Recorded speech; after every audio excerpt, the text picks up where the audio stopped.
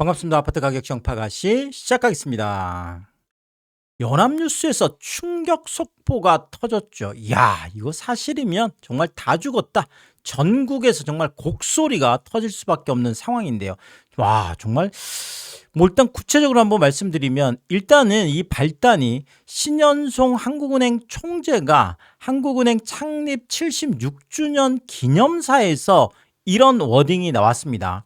물가 안정에 중점을 두고 뭐 당연하죠. 한국은행이 뭐 여기까지는 괜찮은데 늦지 않게, 사실 늦지 않게라는 것은 거꾸로 뒤집으면 빠르게잖아요. 빠르게 금리를 인상해 나갈 필요가 있다.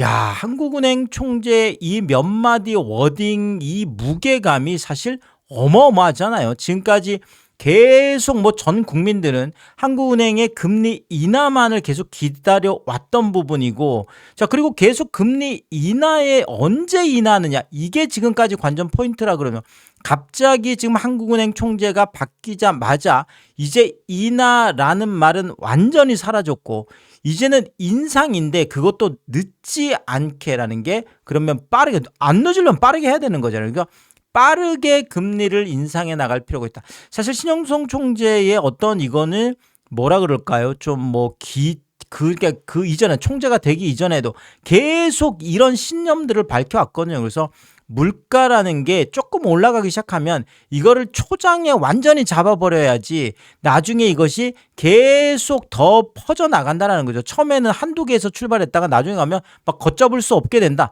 자, 결국 처음에 물가가 좀 꿈틀꿈틀할 때 바로 그냥 그렇죠. 그래서 이런 생각을 갖고 있는데 이게 이제 그냥 총재가 되고 나서도 이걸 그대로 지금 적용을 해 나가겠다라는 거죠. 어쨌든 엄청나게 충격적인 발언이면 틀림이 없습니다. 자, 그런데 이게 지금 그냥 오늘 한 번 나온 얘기가 아니라 이미 이 공개적인 금리 인상 발표가 물론 빠르게까지는 아니었죠. 그럼에도 불구하고 이번이 세 번째인데, 자, 지난달에 이제 금통위 기자간담회 하면서 동결은 했지만 어쨌든 간에 금리 인상 방향이 명확하다. 자, 뭐 물가로 보나 환율로 보나 뭐 다 그렇죠. 뭐 이런 얘기 했었죠. 자, 그다음에 1일 날이었죠. 국제 컨퍼런스 정책 대담에서도 지금 경제가 짱짱하게 잘 나가기 때문에 한국은행이 통화 정책을 쓸 수 있는 운신의 폭이 넓어졌다. 자, 그 이야기는, 자, 지금까지는 경기 침체 때문에 금리 인상이 주저주저했다 그러면, 자, 이제 뭐 경제가 좀 좋아지고 있기 때문에 결국은 뭐 당연히 반도체 사이클 때문에 얘기를 하는 거죠. 반도체 사이클 때문이라도 뭐 이제 금리 인상하는데 크게 부담이 없다. 이런 또 이야기를 했기 때문에 결국은 결론은 버킹엄, 모든 이야기들이 다 금리 인상에 꽂혀 있는데 이번이 세 번째다. 이번에 아주 정확했죠. 워딩 자체가 정확하고 그러면서도 빠르게 가야 된다. 요 얘기가 이번에 핵심이 되겠습니다. 자, 그러면서 5월 금통위 이후에도, 자, 그러니까 지난달 금통위 때 이런 데이터들이 있었다면은 충분히 올릴 수 있었어. 그런데 아직 그 데이터가 확인이 안 됐기 때문에 못 올렸어. 자, 결국 5월 금통위 때도 2명은 올리자고 얘기를 한 거잖아요. 그런데 2명은 올리자고 한 건데 이제 나머지가 동결을 얘기했기 때문에 결국 5월에도 충분히 올릴 만한 상황이었다. 자, 그렇지만 아직 데이터가 없기 때문에 조금 더 신중하게 했을 뿐이다. 이런 이야기를 했다는 거죠. 자, 그런데 금통위가 끝나고 나서, 동결이 끝나고 나서 입수된 데이터들을 보면 이미 확인시켜주고 있다. 금리 인상에 대한 확신을 주고 있다란 얘기죠. 그럼 그 데이터들이라는 게 뭐냐? 자, 일단은 5월 물가가 나왔죠. 지금 6월에 이제 5월 물가가 금통위 끝나고 나서 물가가 나온 거죠. 그래서 물가가 3.1%였고, 자, 그 다음에 신현송 총재가 가장 중심적으로 보는 게 생활 물가거든요. 이 생활 물가가 3.3%나 됩니다. 생활 물가라는 게 사실 체감 물가다 보니까 특히나 이게 기대 인플레이션을 높이는 이런 효과가 있잖아요. 그래서 이 기대 인플레이션 때문에 결국 생활 물가를 중점적으로 보는데 이게 무려 3.3%나 나왔습니다. 뭐 누적으로 따지면 더 말할 게 없겠죠. 야, 여기에다가 지금 근원 지금 물가, 그렇죠. 그러니까 뭐 에너지라든지 식품 같은 변동성이 큰 거 제외한 이것도 지금 2.5%나 나와서 엄청나게 다들 높게 나왔습니다. 사실 한국은행이 이 5월 물가 지금 3.1% 나와 있는 이걸 우리가 보통 헤드라인 물가라고 하는데 이 헤드라인 물가도 한 2.0% 정도로 관리하고 싶어 하잖아요. 그런데 2.0%보다 무려 1.1%가 높은 거죠. 생활 물가는 뭐 더 말할 게 없겠고요. 지금 상황이 그만큼 급박하고 긴박하다라는 것을 이거 한국은행 총재도 지금 알고 있다라는 거죠. 자, 여기에다가 지금 환율이 난리가 아니잖아요. 뭐 1,500원대가 뉴노멀인 건 말할 필요도 없고 1,560원 뚜껑이 열렸고 자, 그러면서 공항에 나갔던 분들이 1,620원까지 와, 뭐 정말 미쳤다라고 하면서 야, 정말 환율 때문에 지금 또 이 환율 때문에도 난리가 났어요. 그래서 환율이라는 게 결국 지금 미국하고의 기준금리 차이도 분명히 환율에 영향을 미치고 있거든요. 우리나라가 2.5%인데 미국이 지금 3.75예요. 그러면 미국이 오히려 1.25% 기준금리가 높다 보니까 이 부분이 환율에도 영향을 미치고 있는 거죠. 근데 환율이 높으면 당연히 또 수입 물가가 올라가고 수입 물가가 올라가면 또 물가에 대한 엄청난 부담이 있기 때문에 이 부분들에 대해서 신현성 총재가 이거 뭐 환율 때문에도 난리가 났다 이렇게 생각을 할 수가 있습니다. 자, 여기에다가 1분기 성장률이 1.8%를 찍었습니다. 와, 속보치가 1.7이었는데 이거보다 보통은 속보치보다 좀 낮게 나오거나 뭐 일반적으로 좀 뭐 비슷하게 나오는데 오히려 속보치보다 0.1%가 높아서 자, 1분기 성장률이 정말 짱짱하게 지금 잘 나왔기 때문에 뭐 지금 신현성 총재가 얘기하는 말 그대로 운신의 폭이 지금 넓어졌다라는 거죠. 성장률이 짱짱하면 뭐 사실 금리 인상은 어느 정도 사실 경기 침체 때문에 지금까지 계속 금리 인상을 못했던 부분도 있다 보니까 이 부분에 대한 확신도 이제 어느 정도 들었다 이렇게 지금 보여지고 있고요. 자, 더더구나 지금 유럽중앙은행이 어제였죠. 저도 뭐 자세하게 살펴드렸는데 유럽중앙은행이 3년 만에 0.25% 금리 인상을 했습니다. 그래서 결국은 지금 미국하고 이란 전쟁의 어떤 그 여파, 유가 상승에 대한 여파 이런 것들 때문에 처음이죠. 처음으로 유럽중앙은행이 0.25% 금리 인상을 단행을 했다라는 거죠. 자, 그리고 일본은행 같은 경우에는 지금 다음 주 지금 뭐 월요일 화요일쯤 이제 나올 것 같은데 0.25% 인상이 거의 확정적이에요. 여기도 지금 뭐 자세히 살펴드렸지만 지금 물가가 엄청나게 좀 높고 나오고 있고 자, 우에다 총재가 뭐 벌써 이 부분은 또 필요하다 얘기를 해놨습니다. 자, 결국은 일본은 1995년 이후 그러니까 31년 만에 가장 높은 0.1을 올리면 이제 1%대 그래서 엔캐리 트레이드 청산 같은 또 엄청난 또 그렇죠 후폭풍이 있을 수도 있는데 어쨌든 뭐 지금 유럽도 그렇고 지금 일본도 그렇고 지금 뭐 난리가 사실 났고 그 안에서 한국은행이 금리 인상을 안 할 수가 없는 거죠. 이미 이렇게 진행이 되고 있으니까요. 자, 이런 데다가 지금 당장 이제 18일이죠. 18일 아마 밤, 뭐, 그러니까 목요일 밤이나 금요일 새벽 이렇게 될 것 같은데, 미연준 FOMC에서 결국은 이제 기준금리를 발표를 하는데, 자, 미국도 지금 만만치 않아요. 5월 지금 CPI가 4.2%나 나왔고, PPI가 무려 6.5%나 나왔습니다.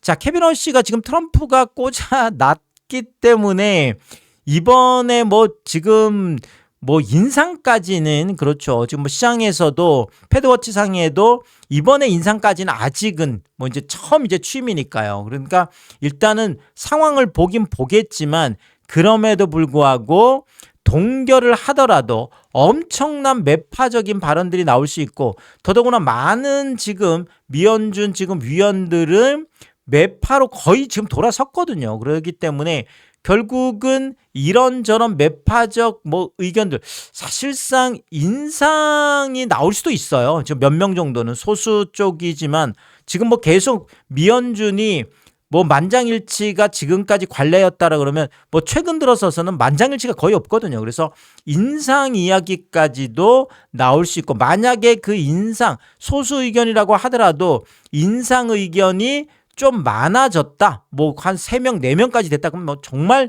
뒤집어지겠죠. 그래서 여기도 완전 지금 쥐레받친 이런 상황이 되겠습니다. 자, 결국 신현송 한국은행 총재가 굉장히 그 워딩 한마디 한마디가 엄청난 경제적인 파장을 가져옴에도 불구하고 오늘 결국은 늦지 않게는 빠르게죠. 뭐 늦지 않으려면 빨리 움직여야 되는 거잖아요. 그래서 늦지 않게 빠르게 금리를 인상해 나갈 필요가 있다. 빨리 하겠다라는 거잖아요. 자, 그러면 얼마나 빨리 할 거냐? 늦지 않는 게 도대체 얼마나 지금 빨리 해야 되는 거냐? 그다음에 어느 정도의 폭으로 인상을 해야 되는 거냐? 이 부분이 이제 관전 포인트가 될 텐데 뭐 여기에 대해서 지금 나온 이야기들 제가 조금 데이터를 보면서 좀 이건 말씀을 드리면은요. 자, 일단은 아시겠지만 뭐 지금 5월에 지금 제시된 이제 6개월 후 기준 전망 이건 그러면 지금 12월까지 얘기를 하는 거죠. 그래서 12월까지에서 우리나라 지금 이미 나와 있습니다. 금통위원들은 2.5% 폭은 2.5%에서 지금 3.0%고 기간으로 보자면 뭐 지금 5월에서 6개월이면 한 11월까지 뭐 이렇게 보시면 될 것 같고요. 그러니까 11월까지다 보니까 뭐 많은 분들이 한 7월이나 뭐 9월 아니면 뭐 늦어도 뭐 12월까지 뭐 이렇게 이제 볼 수 있겠죠. 근데 대부분이 7월, 9월 아니면 10월 정도 뭐 이렇게까지도 지금 7월, 10월 뭐 이렇게 보는 분들도 있고. 자, 어쨌든 간에 지금 이렇게 점도표상으로 보자라면 여기에 지금 가장 많은 점이 찍혀 있죠. 21개 중에서 무려 10개나 여기에 찍혀 있습니다. 그러면 지금 금통위원들은 대부분이 지금 3%까지 가는데 좀 늦어도 뭐 한 7월, 9월, 10월 올해 안에 가겠다라는 건데 이 부분에 대해서 지금 최근에 지금 계속 보도들이 쏟아지는데 지금 시티 같은 경우에는 글로벌 투자은행이죠. 시티 같은 경우에 한국은행이 6월에 임시 금통위를 열어서 금리를 올릴 수도 있다. 와, 깜짝 놀랐죠. 그래서 야, 지금 한국은행이 느끼는 뭐 이게 지금 뭐 신현성 총재가 지금 얘기한 것보다 지금 외부에서는 지금 우리나라의 이 상황을 훨씬 더 심각하게 보는 거죠. 지금 글로벌 투자은행들이 봤을 때는 야, 지금 환율이 지금 이런 지금 상황이고 물가가 지금 이런 상황인데 야, 이거 6월 지금 임시 금통이라도 열어서 금리 이거 올려야 되는 특히나 지금 환율 때문에도 지금 계속 그래 왔었으니까 그래서 그만큼 지금 한국이 급박한 상황이다. 외부에서 봐도 이제 이렇단 얘기죠. 자, 그런데 가장 충격적인 건 저에게 개인적으로 충격적인 건 오늘 연합뉴스 보도였는데요. 자, 연합뉴스 지금 보도 중에서 워딩을 보면 이렇습니다. 연내 2회 전망 속에서 아까도 말씀드렸듯이 2.5%를 3%로 올리면 지금 베이비 스텝으로 가면 뭐 2.75, 3% 이렇게 갔잖아요. 자, 그런데 일각에서는 당장 7월에 빅스텝 0.5%를 한 방에 올리는 걸 우리가 빅스텝이다 이렇게 또 실질적으로 2022년이었죠. 2022년에 이때 뭐 난리가 나면서 결국은 빅스텝을 2번이나 밟았죠. 제가 기억하기로 7월하고 10월이었나요? 7월하고 10월로 지금 기억하는데 어쨌든 간에 이때 빅스텝을 2번이나 밟았습니다. 그래서 빅스텝에서 이때 뭐 정말 난리들이 났었습니다. 자, 지금도 마찬가지예요. 그래서 지금 7월에 당장 빅스텝. 자, 지금 연합뉴스 같은 이런 정말 메이저 언론에서 지금 빅스텝이라는 이 워딩이 나왔다라는 것은 뭐 저는 계속 말씀드렸습니다. 저는 개인적으로는 아시겠지만 이전 영상에서 지금 이런 상황이라면 한국은행이 빅스텝 같은 이런 충격적인 요법, 결국 신현성 총재가 원하는 것은 시장의 강력한 충격, 어차피 2번 하는 것보다는 한 방에 그것도 초장에 바로 빅스텝을 밟아버리는 게 말 그대로 충격 요법 이런 것들이 있잖아요. 그래서 시장에 충격을 주기 위해서 빅스텝을 갈 가능성도 높다. 이런 말씀을 계속 드려왔는데 우리 시청자분들이 이 제가 말씀드린 이 빅스텝에 대해서는 야, 네가 뭘 하냐. 괜히 공포 분위기 조성하지 마라. 뭐 이러면서 제가 혼나기도 했는데 자, 결국은 지금 연합뉴스 같은 경우에도 자, 이렇게 지금 메이저 언론에서 결국 일각에서는 당장 7월에 빅스텝 0.5%를 인상해야 될 정도로 지금 긴박하다. 이런 이야기가 되겠죠. 자, 야, 그래서 어쨌든 간에 지금 이게 빅스텝 이야기의 워딩이 지금 나왔다는 것은 상당한 가능성이 있다. 일단 저는 이렇게 보고 있습니다. 자, 결국 연합뉴스의 이런 충격적인 속보. 자, 이게 빅스텝이 사실이라면, 이게 현실화된다면, 야, 이거 정말 뭐 다 죽었다라는 것도 약한 표현인 것 같아요. 지금, 와, 무슨 일이 벌어질까요? 지금 다들 금리 인하를 기다리면서 많은 분들이 대출을 냈고, 그러면서 정말 영끌하신 분들도 상당히 지금 많은 상황인데, 이런 상황에서 진짜로 빅스텝을 밟아버리면 무슨 일이 벌어질까요? 특히나 제가 계속 금리 상황을 살펴드리고 있지만 지금 농협은행 같은 5대 시중은행의 주택담보대출 금리가 7.5%까지 가 있습니다. 아시겠지만 2021년에 22년, 21년에 이때 제로금리 시대 때 2.5% 주담대 금리가 꽤 많았거든요. 그래서 2.5% 고정금리로 받아서 이게 5 플러스 25년이잖아요. 30년으로 하면. 자, 그러면 5년은 고정이지만 25년은 변동이잖아요. 우리나라는 순수 고정금리가 없습니다. 그래서 결국은 5 플러스 25인데, 자, 그러면 2021년에 2.5%를 받았으면 올해죠. 2026년에 이제 금리가 전환되는 거죠. 고정에서 변동으로 전환되는데, 변동금리가 이미 5대 은행이 7.5%까지 와 있는 상황이다 보니까, 야, 이거 뭐 지금 7.5%면 반올림하면 지금 8%인데, 그렇죠. 자, 그러면 2%대였던 게 8%면 체감적으로 4배 넘게 지금 느껴질 수가 있습니다. 그러면 뭐 그냥 원리금 상환에서 내가 한 200만 원 정도, 이 정도면 뭐 감당할 수 있지, 이렇게 생각하셨던 분들이 뭐 지금 갑자기 원리금에 600만 원, 뭐 많게는 만약에 800만 원까지 뛴다 그러면 이걸 감당할 수 있는 사람이 누가 있을까요? 와, 이거 뭐 제가 다 죽었다라는, 와, 이게 뭐 물론 뭐 이게 뭐 그냥, 와, 정말 참 암담한 일이 벌어지겠죠. 암담한 일이 벌어집니다. 그래서 정말 집 사셨던 분들이 지금 오늘 이런 뭐 지금 연합뉴스에 이런 충격, 특히나 신현성 총재가 빠르게 가겠다라고 하고 그 방법이 지금 연합에서 빅스텝이라는 지금 워딩이 나와 있기 때문에 이 부분들이 줄 시장의 충격은 상당히 클 수밖에 없다. 일단 이렇게밖에 말씀 못 드리겠고요.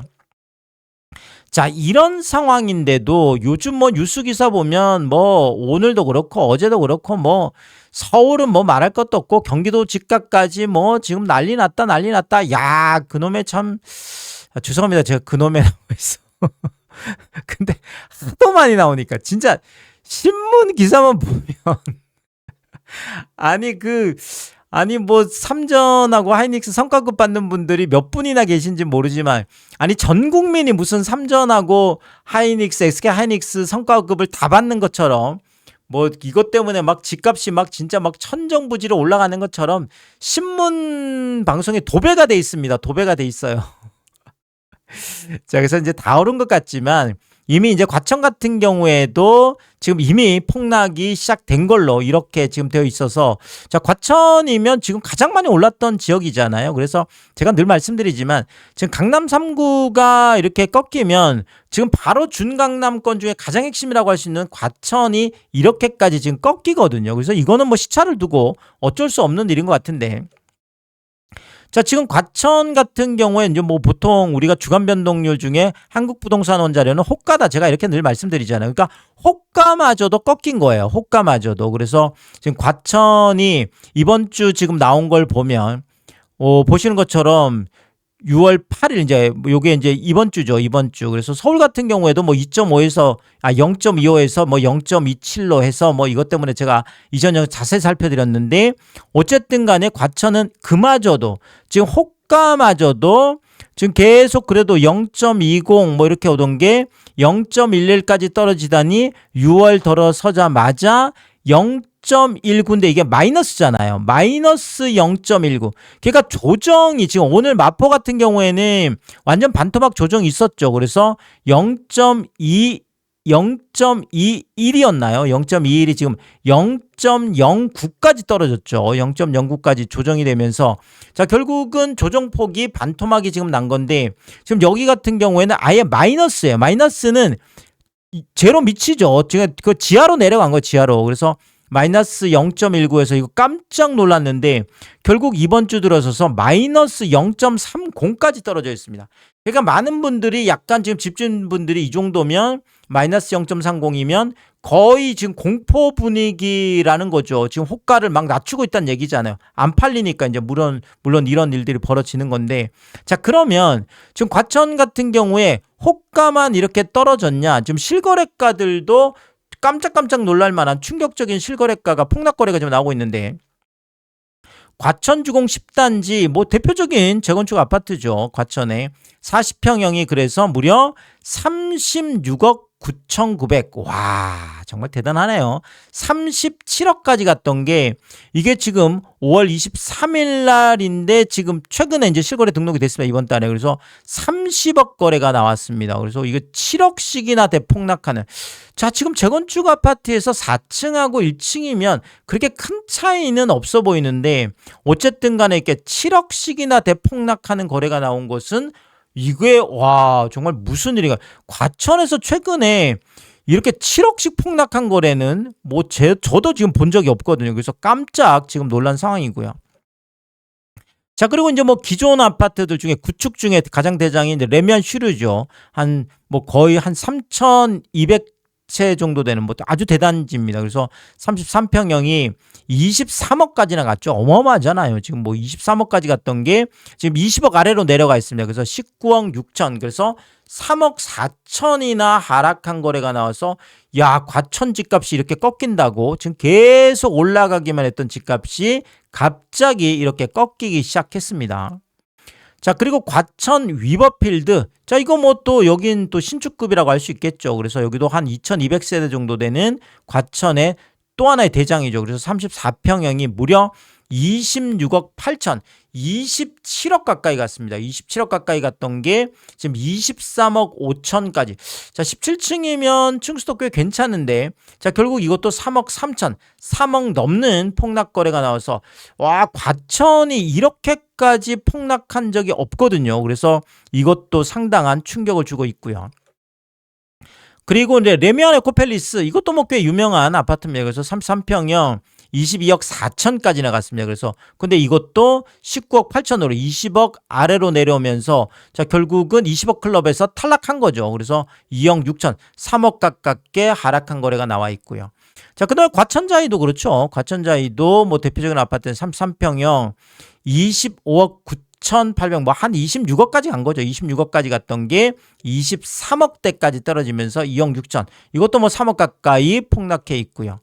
자, 그리고 센트럴파크 프루지오 서밋. 와, 이거는 정말 와, 이거 과연 무너질까 했는데 결국 이것도 무너졌네요. 그래서 43평형이 30억씩이나 터치했는데 결국 28억까지 2억씩이나 폭락한 거래가 나와서 전방위적인 폭락 하락 거래들이 지금 나와 있습니다. 결국 뭐 재건축, 그다음에 구축, 신축 할 거 없이 모두가 폭락하는 뭐 과천의 도대체 이게 무슨 일이 벌어졌나 이런 지금 얘기가 나올 정도죠.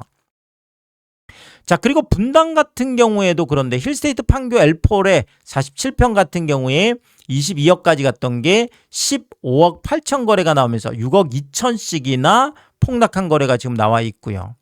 자, 그리고 판교원 7단지 모하밀에도 23평 같은 경우에도 15억 3천까지 4월에 15억 3천 최고가였는데 5월에 한 달 만에 그렇죠. 한 달 만에 9억 6천 10억 아래로 내려가면서 깜짝 놀랐죠. 5억 7천 6억 가까이 폭락 마이너스 37% 충격적인 거래가 지금 나왔고요.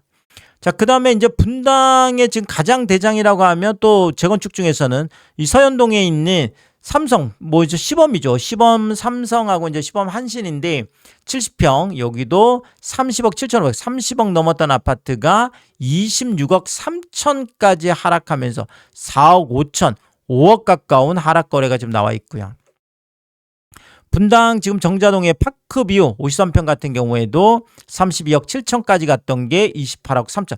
뭐 대부분이 지금 30억 갔던 게 뭐 30억 넘었던 게 30억 클럽에서 탈락, 20억 넘었던 게 20억 클럽에서 탈락, 뭐 요런 분위기죠. 지금 여기도 그래서 30억 클럽에서 탈락하면서 4억 4천이나 하락한 거래가 나와 있고요.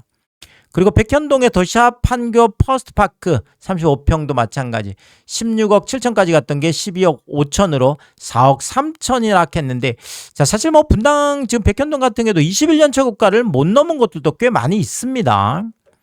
자 그리고 분당 샛별마을 라이프 45평 같은 경우에도 4월에 20억 넘었죠. 20억을 터치했죠. 근데 5월 들어서서 갑자기 16억 2천까지. 그래서 4월하고 5월 분위기가 다르고 5월하고 또 6월 분위기가 다르고 이런 거예요. 그래서 결국 4억 2천이나 하락한 거래가 지금 나와 있고요. 백현동의 알파리움, 일단 이것도 꽤 유명한 아파트죠. 그래서 54평형 34억까지 나갔던 게 29억 9천. 자 이것도 30억 클럽에서 딱 탈락해 있잖아요. 그래서 29억 9천으로 뭐 이건 6월 2일 지금 계약인데 4억 넘게, 그래서 6월도 이렇게 폭락한 거래들이 지금 나오고 있고요. 자 그리고 수정구 지금 산성동의 산성역 해리스톤, 이건 뭐 완전 신축급 3,500세대나 되는 대단한 아파트죠. 그래서 25평형이 무려 14억 9천, 15억까지 갔던 건데 9억 9천, 이것도 10억 아래로 지금 내려가 있네요. 그래서 10억 아래로 9억 9천까지 지금 내려가죠. 이건 지금 뭐 성남 이제 중에서도 이제 구성남 지금 재개발 뭐 지금 되고 있는 뭐 대표적인 아파트들인데, 여기도 이렇게 5억 넘는 폭락 거래, 그래서 34%나 하락한 이런 거래가 나와 있고요. 그리고 수정구면 지금 위례죠. 위례 신도시 위례 더일 55, 여기도 뭐 대단한 아파트인데 53평형 22억까지 갔던 게 17억까지 하락하면서 5억이 폭락을 했습니다. 그래서 보시면 여기도 마찬가지 뭐 20년, 21년 최고가 아래쪽으로 뭐 거의 5년 전, 6년 전 집값보다 5억 아래로 내려가는, 위례도 뭐 이런 일이 있습니다. 그리고 지금 수원 영통이면 광교 신도시죠. 뭐 최근에 여기도 광교 같은 경우에도 뭐 삼성 지금 뭐 성과급 영향권에 들어오는 뭐 이런 뭐 여기도 뭐 엄청난 동네죠. 그래서 광교 중흥 S클래스 44평형이 무려 27억을 찍었는데 이게 5년 전 집값이에요. 여기도 뭐 5년 전 집값을 못 넘었는데 지금, 그런데 여기도 지금 20억 클럽에서 탈락해 있죠. 19억 5천, 28층이면 완전 초고층인데 이렇게 7억 5천, 8억 가깝게 폭락해서, 자 뭐 광교 쪽도 뭐 성과급 때문에 난리 났다 하는데, 자 지금 뭐 폭락한 거래들 보면 아직 뭐 그런 것 같진 않습니다. 그래서 지금 27억이면 지금 19억 5천, 와 이것도 엄청난 폭락이잖아요. 거의 뭐 30억 쪽으로 가던 게 지금 20억 아래로 내려갔으니까요. 그리고 여기도 지금 영통구 광교 호반 베르디움 47평도 5년 전에 14억 4,500이었는데 지금 이제 뭐 10억까지 지금 하락해 있어서, 자 5년 전 집값 밑으로 그것도 4억 넘게 폭락하는, 자 이런 일들이 곳곳에서 나오고 있죠.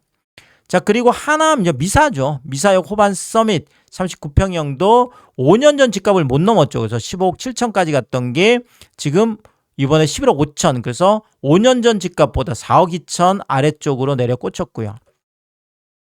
미사강변 프로지오 2차 39평 같은 경우에도 5년 전 집값을 못 넘었습니다. 그래서 이때 17억까지 갔던 게 지금 13억 2천까지 3억 8천, 4억 가까운 폭락 거래가 나와 있습니다.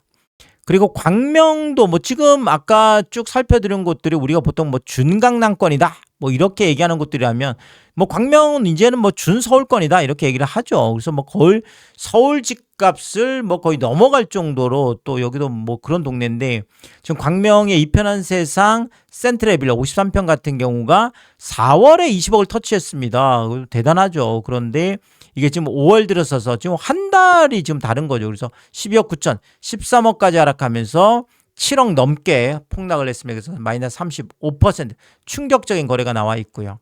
광명 센트럴 아이파크 34평 같은 경우에도 여기도 19억을 넘었었죠. 19억 넘었던 게 15억대까지 3억 9천, 4억 가까운 하락 거래가 나와 있고요.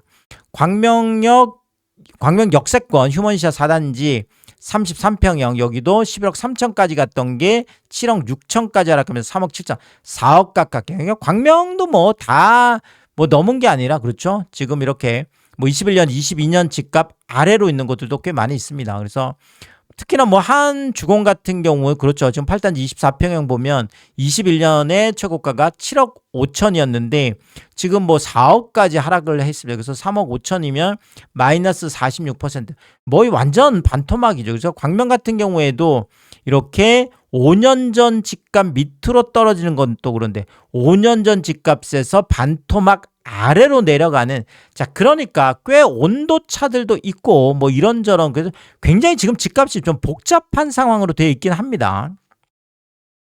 자 어쨌든 간에 연합뉴스에 지금 오늘 나왔던, 자 한국은행에서 2회 뭐 인하 전망을 하는데 한 방에, 그것도 당장 7월에, 물론 6월에 지금 금통위도 없는데 임시 금통위를 열어서 6월에 빅스텝, 와 근데 6월에 뭐 빅스텝 하기에는 지금 부담이 너무 크죠. 그래서 7월 금통위 때 아예 한 방에 빅스텝 0.5%, 2.5%를 3%로 한 방에 올리는 방법을 통해서 결국 충격요법을 통해서 뭐 지금 물가라든지 환율이라든지 뭐 이런 부분에 있어서 그렇죠. 뭐 그렇지만 뭐 집값에는 엄청난 영향을 줄 걸로 보여집니다.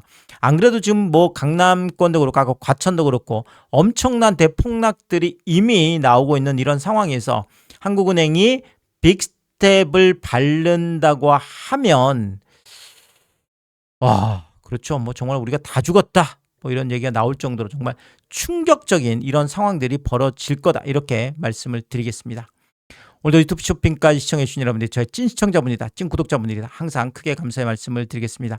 여러분들 쿠팡에서 구매를 하실 일 있을 때 아래쪽 하단에 띄워드리고 있는 삼양라면 링크를 통해서 구매를 해주시면 제가 영상을 만드는데 큰 도움이 되고 있다, 이렇게 말씀을 드리겠고, 정말 짧지 않은 영상입니다. 늘 끝까지 시청해주시고 유튜브 쇼핑까지 오신 게 그런 거죠. 저는 삼양라면이 좋아서, 삼양라면이 맛있어서 삼양라면만 올려드리고 있는데 삼양라면만 구매를 해주셔도 감사합니다. 근데 많은 분들이 뭐 작은 것 하나 구매하실 때도 이 삼양라면 링크를 통해서 구매를 해주시고, 또 가끔 고가 제품 구매하실 때도 일부러 이 삼양라면 링크를 통해서 구매를 해주셔서 참 저에게 도움이 되라고 참 번거롭고 성가스러운 일임에도 불구하고 뭐 작은 것 하나 구매하실 때도, 가끔 고가 제품 구매하실 때도 일부러 이렇게 삼양라면 링크를 통해서 구매해 주시는, 뭐 이렇게 마음 써주시는 걸 볼 때마다 참 제가 매일 확인하면서 깜짝깜짝 놀랍니다. 와, 이런 것까지 뭐 참 이렇게 뭐 해주시는 게 참 늘 뭐 몸둘 바를 모르게 크게 다시 한번 감사의 말씀을 드리겠습니다. 파가시 멤버십 킹스피도 개설해두고 있습니다. 구독 옆에 가입 버튼을 누르면 월 9,990원으로 책정되어 있고요. 킹스피 분들에게는 왕관 모양으로 표시를 해드리고 있습니다. 오늘도 킹스피 여러분을 소개해드리겠습니다. 김어정님, 윤복자님, 피피칠사모님, 유웅준님, 미셸님, 전영도님, 항상 감사의 말씀을 드리겠고, 또 많은 분들이 킹스피를 통해서 응원해 주시면 고맙겠습니다. 오늘의 이야기가 도움이 되었다면 구독과 좋아요 부탁드리겠습니다. 고맙습니다.